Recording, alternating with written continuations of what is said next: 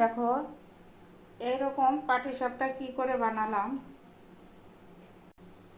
বড় বড়, খুব বড় বড় করেছি, এটাই একটু ছোট হয়ে গেছে। চিকেন কড়াই গরম করে এই যে তেল দিয়ে দিয়েছি, আর একটা দিয়ে দেবো।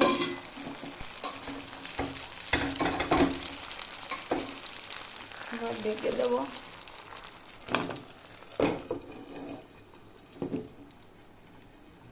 5-7 মিনিট থাকবে, খুলে দেবো।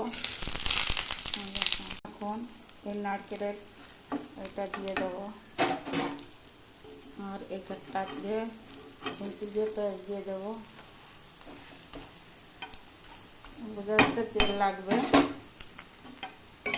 তেল লাগবে, তেল বেশি লাগছে এবারে। দেখো তেলটা উঠে, এরকমভাবে আমি সবগুলো বানিয়েছি বড় বড়।